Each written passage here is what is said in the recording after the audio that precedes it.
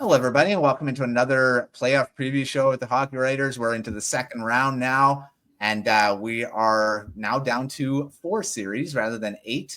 And we've got Peter Baracchini, Joey Ganzi here for a second round series of the Toronto Maple Leafs and the Florida Panthers for the second time in 3 years. Not last year, but the year before they met in the second round. And of course, the Panthers kicked them out and went to the Stanley Cup final. And Peter, you're back for a second round again here. How's it going?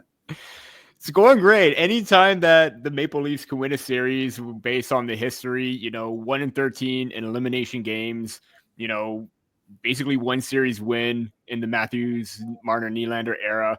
This is a big step. I'm not going to lie. I mean, this team probably should have had a little bit more success in the playoffs, given the caliber and the talent that they have.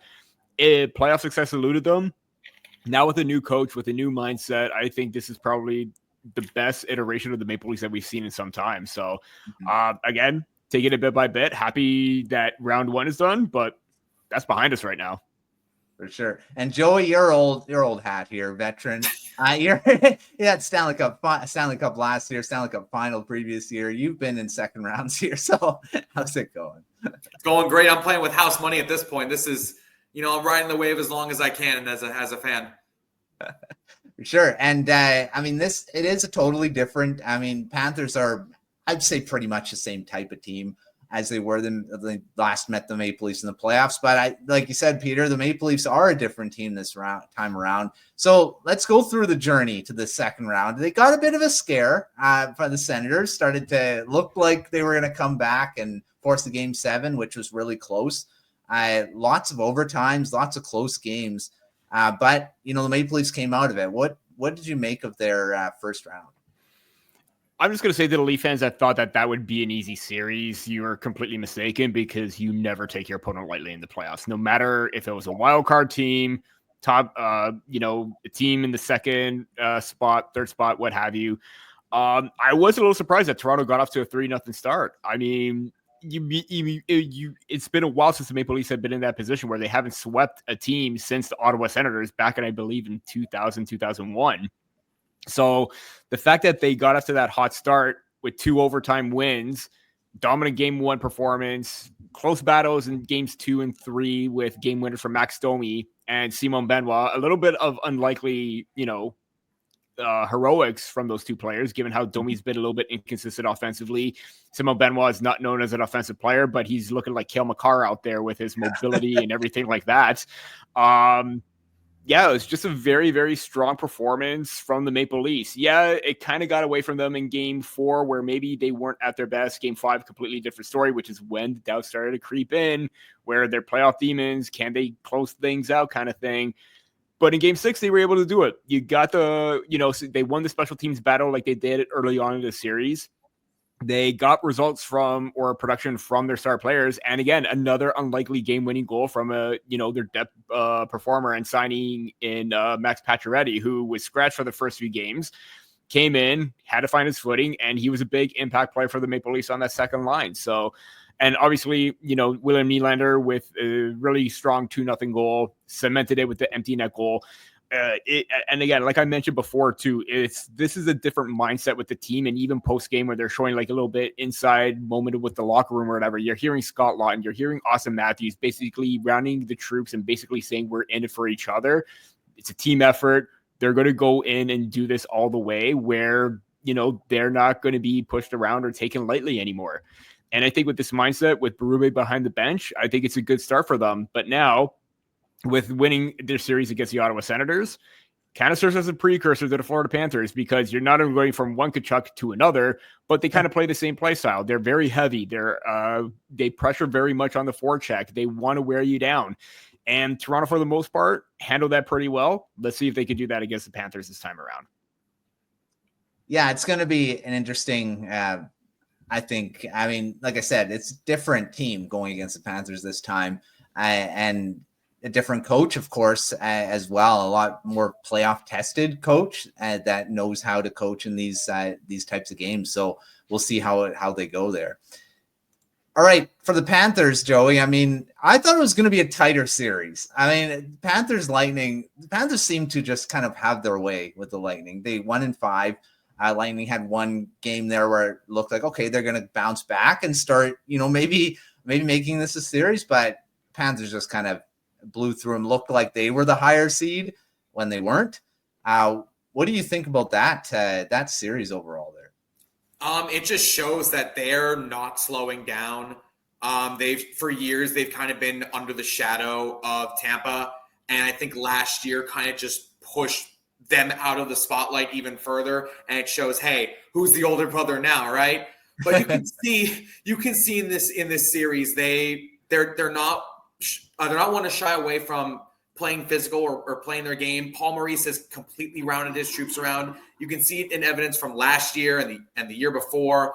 So they've been in this situation many, many times. They know how to shut down Kucherov, and they know how to get past Vasilevsky. And 872 save percentage in that entire series and a 3.27 GAA. That's not like Vasilevsky. So it's shocking to see that from the Lightning side. But this is defending Stanley Cup champions we're talking here.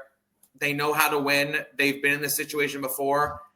And I think they can go into Toronto knowing the same task at hand, especially on the road. They won 3 of their 4 games they need to win on the road, and Tampa didn't get one road win. So I think they can come in here and show everyone why there's the defending Stanley Cup champs. Yeah, for sure. And they are, again, like you said, the lower seed going into this series as well. Maple Leafs have home ice. It's going to be interesting to see that if the Maple Leafs can use that, or the Panthers can be the road warriors there were in the first round, and maybe home ice doesn't really matter. So we'll see how it goes. All right. Well, speaking on that, let's talk about some storylines to follow in this series. And Peter, I mean, you're looking at the Maple Leafs there. Special teams was a big story early on, kind of fell off a bit as the series went on with the power play. It seemed like they were scoring almost every power play they got. Which, I mean, they've got one of the top with that 5 forward unit. It looks really dominant. So what storylines are you looking at? They are also Stolarz is going against his old team. He was the backup there, so he wasn't a big prominent piece, but still it is a storyline. What other storylines are you kind of looking at here? Yeah, that battle between, basically, student versus the teacher kind of thing with Bobrovsky and Stolarz last year. Stolarz overtaking the starter role this time around. That's definitely going to be one to follow. Power play is definitely going to be one because of the fact that they only had a 4.8% rate against the Boston Bruins the previous season before, and now they're at 35.3%. So that is a massive improvement in terms of overall play on the power play. Penalty kill is also really strong against Ottawa as well.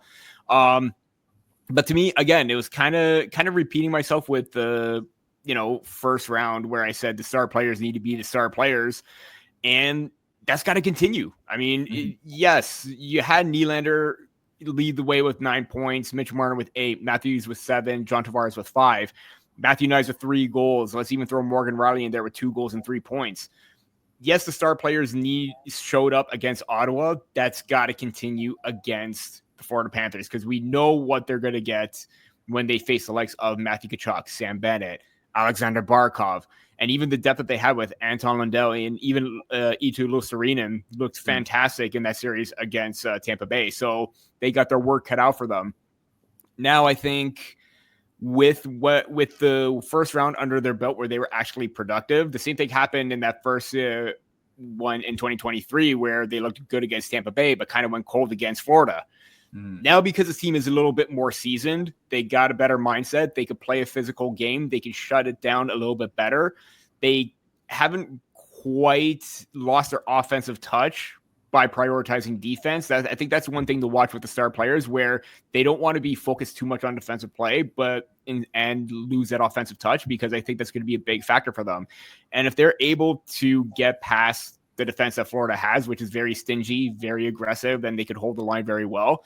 They're able to get behind them with the dump and chase and establish a forecheck like we see Matthew Knies could do, Bobby McMahon, Max Pacioretty. That could work in Toronto's favor. But I think overall in terms of storyline too, one other thing is the play of Chris Tanev and Jake McCabe, they were a shutdown tandem against Ottawa. They looked very good, blocking plays out, keeping players at the outside. Now that everyone seems to be a little bit healthy, I know there's going to be a couple of days rest in between to try and heal up as much as possible. I think that defensive pairing was really, really strong against Ottawa. They handled the tough matchups very well. And I know we talked about Anthony Stolarz, but also two other returning players from the Florida Panthers team last year. And Oliver Ekman-Larsson has looked really strong with his two-way play, chipping in offensively. Steve Lorenz on that fourth line with Scott Laughton and Calle Jarnkrok. They didn't register a whole lot of points, a couple assists here and there, but they made their impact felt. They got in on the forecheck. They had the offensive zone time. They cycled very, very well. And I thought they outperformed better than the Toronto Maple Leafs third line. And I think that fourth line could become the third line in terms of usage, defensive zone play, offensive zone time, and everything like that. So I think just seeing a little bit more production from that depth could vault the Maple Leafs up a little bit more. We'll see, but I think I came away very impressed with that fourth line because they were very important and critical, and I think that needs to happen again against Florida where, the intensity is going to be there, the physicality, and I think they could handle that, and they have the speed and the wherewithal to try and produce a little bit more in the offensive zone. Yeah, I was impressed with Scott Laughton in that first round. I mean, you're looking at a guy that maybe took a little bit of time to kind of find his identity with the Maple Leafs since the trade, but he seemed to have found it now on that line. So that's a big thing. And he's great on faceoffs. I mean, you're really adding a lot. And that was another big thing that the Maple Leafs had in the first round was their faceoff percentage. I didn't look at that, but it was really, really good. Yeah. So, I mean, yeah, that's a big part of it, puck possession. And I mean, the Panthers have got guys that can win draws like no other two. So it could be an interesting thing to go against, right? So as a team, the Maple Leafs had the best faceoff winning percentage with 56.6%. Yeah, it felt like it watching the games. It seemed like Tavares alone does a lot for them in the circle. So yeah. Joey, you have any storylines you're watching in this one? The biggest one is just them being great defensively. Their penalty kill was absolutely ridiculous against the Lightning. It was the second best among playoff teams, only behind the Carolina Hurricanes. It was near perfect. I think it only gave two goals. According to the stats, they had an 88.9% kill rate. And Toronto historically has, at least in series deciding games, has struggled on the power play, but it seems like they're finally getting their mojo back with the way they play against Ottawa. If Florida can find a way to shut that down, I think the series wraps up just as quick as the last one. And another story I want to follow is Brad Marchand. I mean, he's going to come in. Toronto fans know him very well, unfortunately, and they have to too well. Yeah. They have to deal with him and what he's done to Toronto historically for years. In 28 games against the Maple Leafs, he has 10 goals, 19 assists, and a rating of +7. I think he's hungry to keep doing that again. And, yeah, I think you say it yourself, the depth for Florida is going to be a lot for the team to handle. It's constantly – their forecheck is relentless. Their shooting is relentless. Their face-offs is relentless. Their puck possession is relentless. And on top of that I lost my train of thought. I'm sorry. I was going on a tangent here. On top of that, they're probably still fresh from the past couple of years. They know how to beat this team. They know what Matthews is about. They know what Marner's about. They know what William Nylander's about. So they have to go into this with that same mindset they went in going back those couple of years ago and try to get it done as quickly as they can.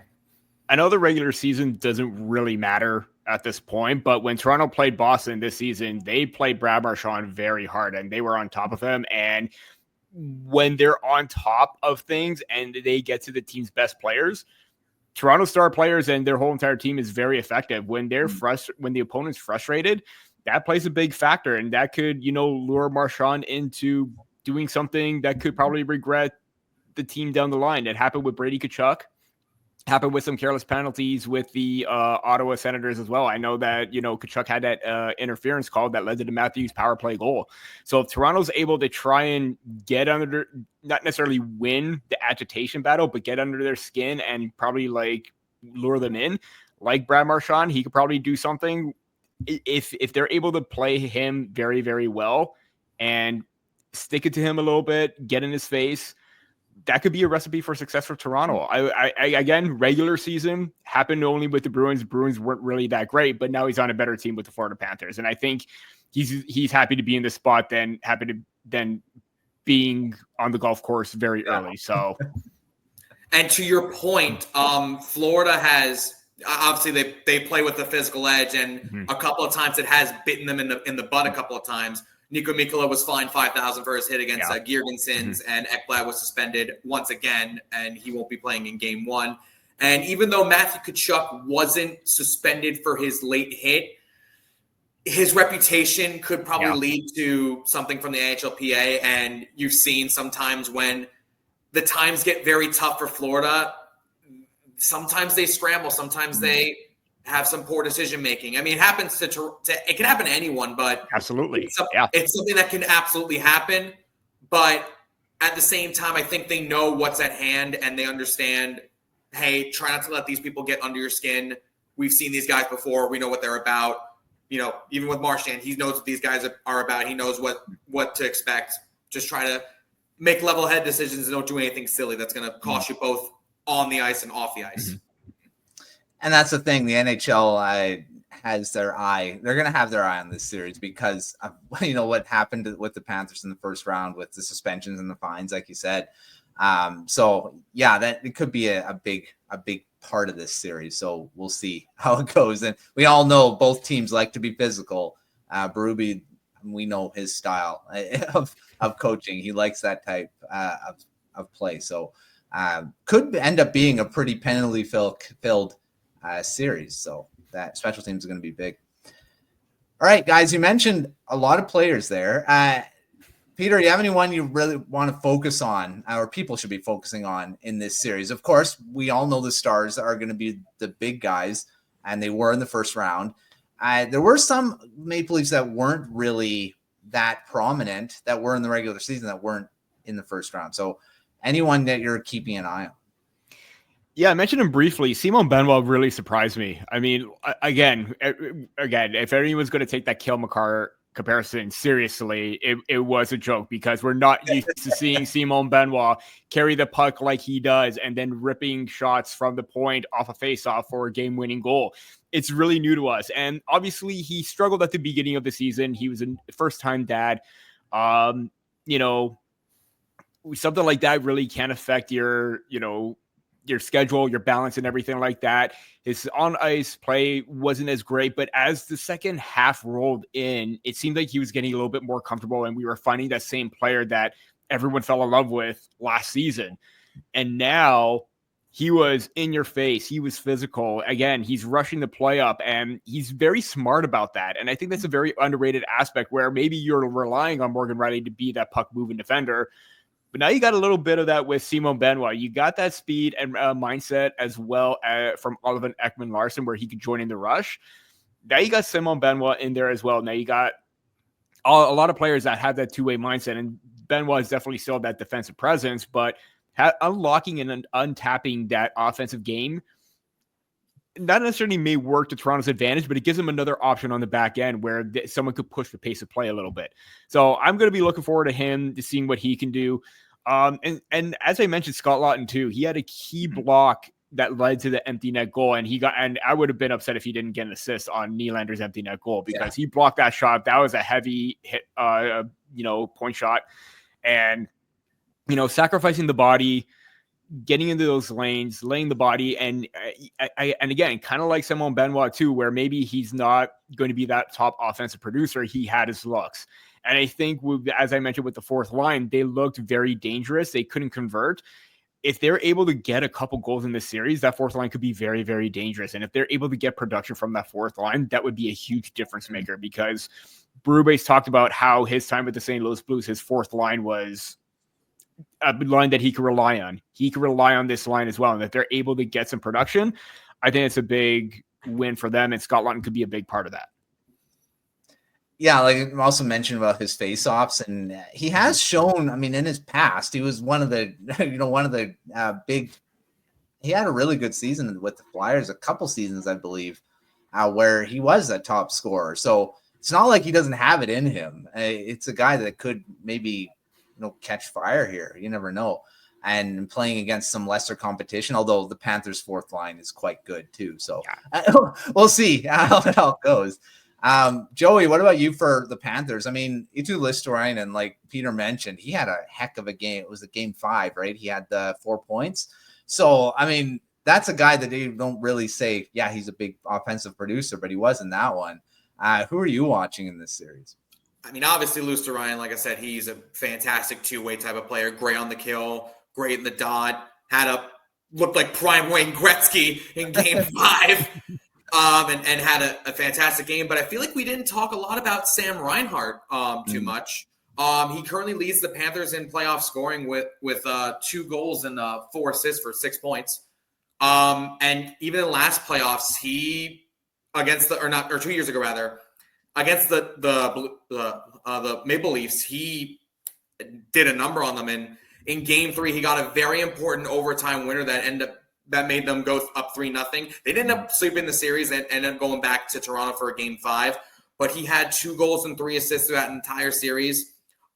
Last season, he was second in the league in scoring, led the league in power play goals, and even scored the game-winning Stanley Cup final goal. I think he's built for this type of atmosphere. It's something he's been waiting for after rotting away in Buffalo for most of his career. And he's finally getting his taste, and I think he's really going to start breaking out more in this playoff series because, as I said before, he's been in this environment, especially against Toronto, and he's beaten Toronto with a game winner and managed to stockpile points. I don't see how they can shut him down along with Barkov and Tkachuk and Lundell and Luostarinen. They're going to have their hands full.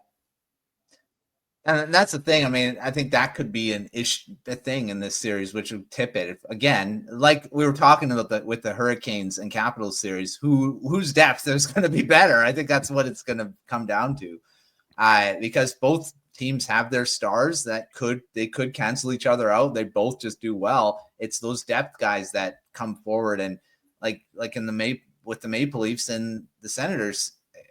I mean, who were the big? Yes, the stars came to play, but Pacioretty with the goal and to clinch the series, and then you had Benoit score the overtime winner, and Max Domi had an overtime winner. I mean, it's not all the stars, so it could end up becoming the depth coming through. I will say this: the Florida Panthers depth, I think every team should relish and try to emulate that.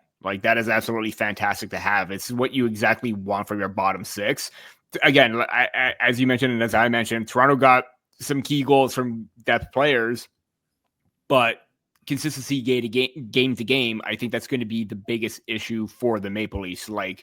Obviously, you're going to rely on the star players, but can you get that timely goal from a third line, from a fourth line more often so than the Florida Panthers? And I would have to give that edge to the Panthers because, they have that depth, and that's really impressive. Yeah, some teams, I don't mean to talk too much trash, but for some teams, their third line could be someone's second line on some teams. Yeah. Mm-hmm. It's just not there. Yep. Yeah, it's very true. Yeah, we'll see if they can keep Sam Bennett in that cat. He's on unrestricted free agent, but that's another discussion later on. Right. All right. Let's do our quick fire here. And I switched it up from the first round to the second round here. Instead of our keys to victory, we're going to do this question. Peter, you did an article on this in the first round. Maple Leafs will win this series if. I mean, I could go with a lot of directions with this. I think if they're still able to stick to their game plan, I mean, keep a lot of that traffic out to the outside. Don't give an inch to the middle of the ice because we know how dangerous the Florida Panthers can get when they hit that home plate, the high danger area. I mean, they're very, very effective. I mean, just looking at their series against the Tampa Bay Lightning, they had an advantage in high danger goals 8-4. And compared to Toronto and Ottawa, it was 4-4. It was very evenly matched. So Toronto didn't give up a whole lot, but they still managed to get some goals against, and they managed to counteract that with a few goals of their own. Keeping everything to the outside, and I think that was the MO of this defense from the beginning of training camp. Being strong in one-on-one coverage, playing the body a little bit more, pushing everything to the outside and not giving that inch and sticking with your assignment. And like I said, you see that with McCabe and Tanev every single time. They're quick on their breakouts, but I think they got to be quicker on that too because of that heavy forecheck and the speed that the Panthers have. Toronto does provide great support, but there were times where maybe that heavy forecheck can lead to a turnover. And you know how Florida wants to capitalize on those plays, especially in the neutral zone as well. That was my big thing in that first round series or the second round series in 2023. Still a factor right now. I think that's going to be a very big reason for that. And I think winning the special teams battle as well. Again, talked about how good the power play was, how good the penalty kill was as well. And to find that balance where both of them are clicking at the same time, it's really a anomaly for me at this point because of what's happened in the past. But I mean, again, to try and score against Florida's penalty kill, that's going to be huge. But I think with this 5-man power play unit, they've shown that they can be a little bit more mobile, unpredictable, getting point shots on net. You have Tavares in the bumper spot, nice in front of the net where he's got those great hands. Think that could be a little bit of a factor or work to their advantage if that's the case. And even defensively in the PK, just taking away the lanes, taking away every single opportunity that you can and pressure Ottawa, pressure Florida as much as possible because it was a success against for them in the first round. It could be that factor in the second round. And even so, like looking back, I think 2 out of the 3 games, Florida won the special teams battle, both with power play goals and shorthanded goals. And Toronto already gave up a couple shorthanded goals in that first round series. They cannot do that against the Florida Panthers. That's just a given right there. Hopefully they can learn from their mistakes where, you know, instead of getting goals from like Shane Pinto and Dylan Cousins on the power play, you have to worry about Sam Reinhart. You have to worry about Barkov, Lundell. And those players are, or the first 2 players that I mentioned are a little bit more of a higher caliber than Pinto and Cousins. So yeah, just be very cautious on the power play, be confident, don't give up a whole lot, and keep everything to the outside defensively. Yeah, I was going to say Reinhart has led, or I don't know if he led in shorthanded goals this past season. I know he led the previous season, but he was up there again.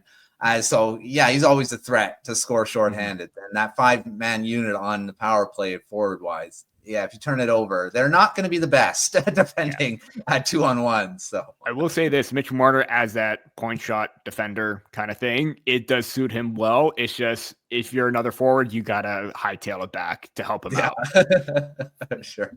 Yeah, Marner's like that Sergei Fedorov. Like he could be a defenseman if he needed to be, I guess. Yeah, I think for a few years also Florida ran something like that, and they had Barkov at the point. And it didn't work out really so much for the best because you got to have some sort of defense back there, in my opinion. Yeah, at least one. At least one. Mm-hmm. All right, Joey, what about you for the Panthers will win this series at? If they can establish the forecheck that has been brutal for the past 2 years of them going to the playoffs, it's given Tampa trouble. It's given Boston trouble. It's given the Rangers trouble. Every time they establish it, you can see it's slowly getting underneath their skin. It frustrates them. It causes turnovers. It causes panic. It causes bad passes. And it's led to Florida winning series very easily. And if they establish how their strong penalty kill. I said before, they had one of the best penalty kills in the playoffs this year. If they can get that started quickly and maybe try to get a couple shorthanded chances, try to keep everyone on their toes, I think they're going to win this series pretty handily. All right. Well, I think it could be a special teams battle. I think that's going to come down to it too. Depth and special teams for both. All right. Well, that could also be X factors. Peter, an X factor in this series. So this has come up as a little bit of a controversial topic as to who's going to be starting right now, especially for game 1. And it's the goaltending duo of Anthony Stolarz and Joseph Woll. Obviously, they rode Stolarz in the first round. Looked shaky at certain points, but he's recovered very well. So I don't know why there's a goaltending controversy or why you would go to Joseph Woll because he didn't play that David Perron goal very well where it went off the back of his head and into the net. Yes, bad angle goal. He said that he, got a little overzealous, and that was a nice way of saying that, overplaying the play. If you want to see the actual quote, go and see the actual quote. But he's stood tall in net even when the pressure is mounting and the Maple Leafs are hemmed in their zone. Like, he's a big body. He's a big goalie. I know that Joseph Woll has looked good. I know that he's very composed in net as well. But Stolarz has solidified himself as a starter. I can't see any reason why you would want to. I mean, if you do need to go to Wall, that's a good backup option. But I think for Anthony Stolarz, he's run with it to this point. He's looked very strong. He's looked fantastic. And I think right now, obviously, he didn't look, I would not say sharp in the regular season against the Panthers, because again, that's out the window. Different season, just like Ottawa was up 3-0 on the Leafs in the regular season. Toronto won 4-2. So yeah. I do think that with Stolarz in net, the team looks very well composed. I think that he gives them a fighting chance every single time, even when things are looking a little bit, worse for wear. They're on the ropes. He can weather the storm and he could calm things down. And he's very communicative every single time the puck is in their zone. He's directing traffic. He's yelling even when the puck is behind the net. So he's giving directions. And I think that's helping out Toronto tremendously. So with him in net, making the big stops, being very vocal, I think he's going to be a big X factor for the Maple Leafs. And it would be nice to, try and, not necessarily stick it to his old team, but, there was no bad blood or anything. But you know what, to try and show that, I'm my own guy right now. Bob helped me out, but now it's my time to try and lift another team up as well. And even in his time in Florida as a backup, he really weathered the storm. He was a fantastic goaltender. Yeah. I wish he had more playoff experience, but his only playoff experience with Florida was him coming in relief for Bob in Game 4 against the Oilers, and he ended up getting shellacked, slapped around. So to see him come and be a starter and finally leading a team somewhere is very heartwarming as a Panthers fan. Mm-hmm. Yeah, and I don't get where that question of why he shouldn't start. I mean, that because of one play, bad. I don't think he was. He locked it down after that. That's all that matters. Yeah, right. I mean, that's the thing. He didn't fall apart. I mean, if he would have fallen apart, by that logic, because of a bad puck bounce, Bobrovsky should be sitting the whole series. Yeah. Why not, right? That's true. All right. Joey, you have any X factors for the Panthers? I mean, there's some guys you could look at. Of course. I'm going to just ask one question. Whenever we get to this topic, who's the one player I love talking about? There's a few guys. I'm talking to Matthew specifically. Oh, it's Matthew Tkachuk. No, actually, you're wrong. It's Sam Bennett. Sam Bennett. Either one. But yeah, whenever we get to this topic, I love talking about Sam Bennett because when the playoffs start, he hits into another gear. This season, this playoffs alone, he already has 3 goals and 2 assists. He's a phenom when the postseason starts. Last season, he had 14 points in 19 games. And against the Leafs in that series, he had a goal and 2 assists and a rating of +3. That is just an environment he thrives off of. Much like Tkachuk, much like Marchand, he is a pest. He's a problem. He makes you second-guess your moves. He makes you second-guess your passes. Wish to stay out of the penalty box a little bit more, but that's the price you pay for having a physical edge. Bennett is going to be a monster in this series, especially considering what he's done the last couple of seasons as a Panther. I know I said Matthew Knies as an X factor previously for myself as well, but I know that the first meetup, Sam Bennett had a little bit of an incident with Matthew Knies as well, where he pushed him down and it looked like he hit his head into the ice. Matthew Knies was out for a few games. I wonder if Matthew Knies is probably thinking about that in the back of his head, because there was a big hit from Zach Whitecloud early on in the season, and Matthew Knies did not forget about that. So I want to know if there's going to be that little bit of animosity between him and Sam Bennett right now, where Matthew Knies is not a rookie anymore. I mean, this is his sophomore season, and he's establishing himself as one of the top power forwards in this game right now, where he can hit, he can be physical, he can mix it up. I know that one of those final games against Tampa Bay, he was mixing it up with Eric Chernak, and he was not afraid of him at all. So I want to see if he can elevate to that, Sam Bennett-like level where he's not afraid of backing down from anything right now. I could expect maybe a scrum or two between them for sure. Yeah, that's a nice matchup there too. Yeah, Matthew Knies against Sam Bennett. We'll see how, like I said, about Sam Bennett being a UFA. Talked about Sam Reinhart.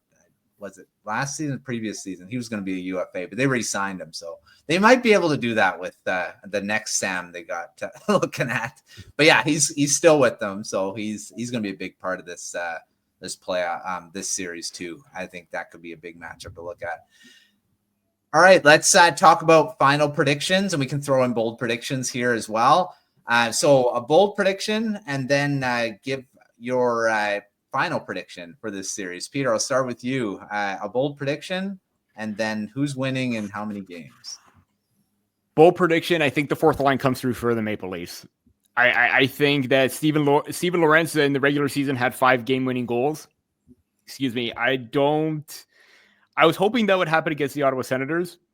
Unfortunately, didn't quite happen, but I'm pretty sure he's going to be due for a game-winning goal at this point because he's been very clutch. And I think even last year for the Florida Panthers, he had a clutch game-winning goal for them as well.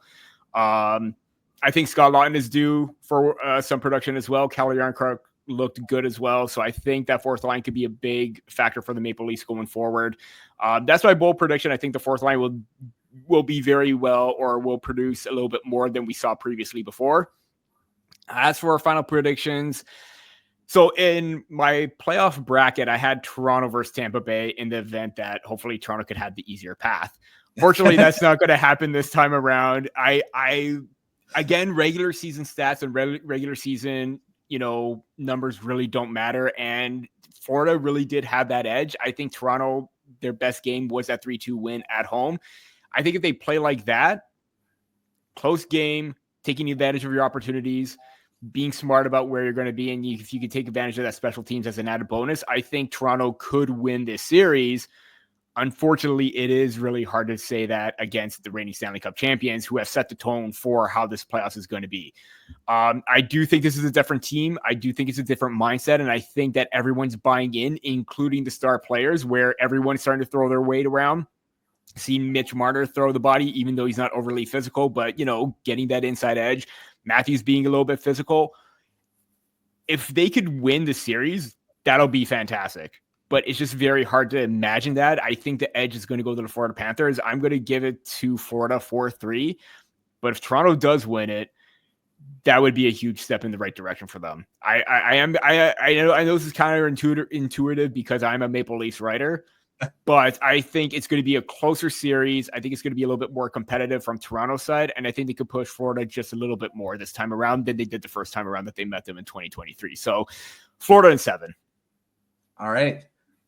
Joey, what about you? Bold prediction and then a final prediction. It's a little bold, but it might not be the most surprising. I think Brad Marchand is going to have a point in every single game in this series. He's gonna take him to town for sure. I don't know about goals, but he's definitely gonna have a point in every single game in this series. Mark my words. All right. And for the series prediction, Solar's definitely a great goalie. Austin Matthews, Matthew Nyes, Mitch Marner, William Nylander, John Tavares, and go on and on and on about their forwards. They can definitely show up in big plays. And John Tavares in 2015, 2016 made Panthers fans' lives miserable, so he knows what they're about. But ultimately, I think Florida's going to take this in 6. I think the depth is just too much for Toronto to overcome. Florida has been nothing but road warriors. They haven't lost a single road game in the postseason this season. I don't know if they see stepping into Scotiabank Arena as a challenge this year. They've been there many times. They've stolen a couple games. Like I said, their top 6 is incredibly dangerous. Now with Matthew Tkachuk fully healthy, 100% to go, that forecheck is just going to be relentless. I think you're going to see a lot of mistakes from the Toronto Maple Leafs side of things, and I think it's going to be, like I said, it's going to be way too much for Toronto and their defense to handle, and I see Florida taking this in 6 games. All right, so I'm going to be the contrarian here, and I'm going to pick the Maple Leafs in 7. Whoa! Just didn't expect that. I expected the 7 games, though. You love Game 7s. You're not the Leafs I right like here. 7 games. I'm going a 7-game series, but I'm going the Maple Leafs in 7. I think the home ice is going to make a difference. Mm-hmm. I don't, like you said, Panthers have been road warriors, but there is a different. I'm agreeing with some of the analysts. There's a different feel to this Maple Leafs team that I did have the question mark. Oh, it's happening again. They're probably going to lose.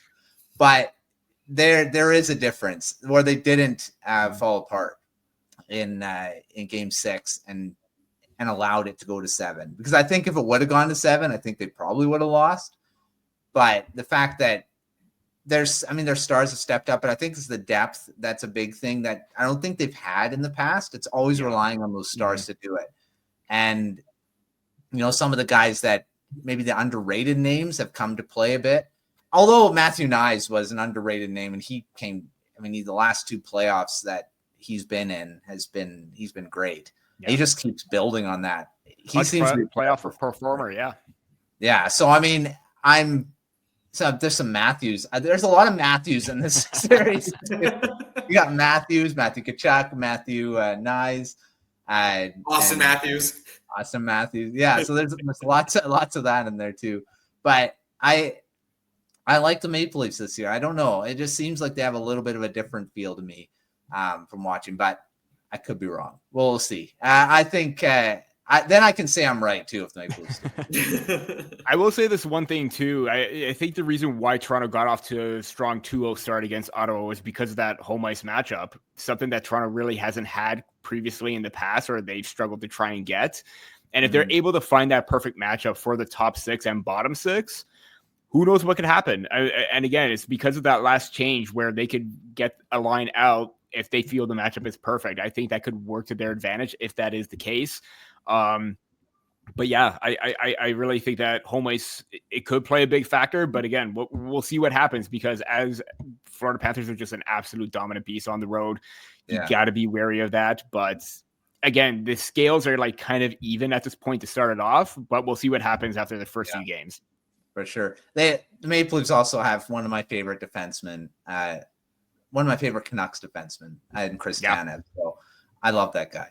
I was hoping he would re-sign with the Canucks, finish his career here, but I get why he signed in Toronto. He's from Toronto and all that, but he just keeps doing what he's doing. He's what is he at 30? What, 35, 36? 36 right now, yeah. And he still looks like a top pairing. 35, yeah. Yeah, that guy's just amazing. So shout out to Chris Tanev as well. But yeah, we'll see. Also, the Panthers have a few of my favorite type of players too. So I got some investments on both sides. Gustav Forsling, right? Yeah, Gustav Forsling. I wish he would have played for the Canucks too. So the Canucks connections in there. I'll be able to watch. But yeah, it should be a fun series. I think it will go to 7 because it is a tight. Both teams have a lot of. They're pretty evenly. Even though Maple Leafs do have the upper hand with the seeding because they did win the division, but yeah, I think we'll end up seeing a very tight series. I think should be some overtimes, I believe, in there. I think we'll see a few. I've seen too many overtimes right now. I just want regulation wins, right, or regulation play. That's it. Yeah, but I don't know if my heart can take that abuse, Matthew. I don't think that's happening. I think we're seeing at least a couple overtimes in here. But we'll see what happens.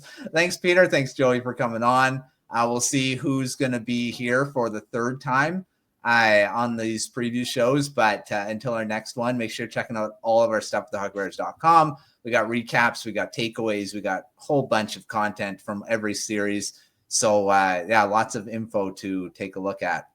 But until our next preview, we will see you next time.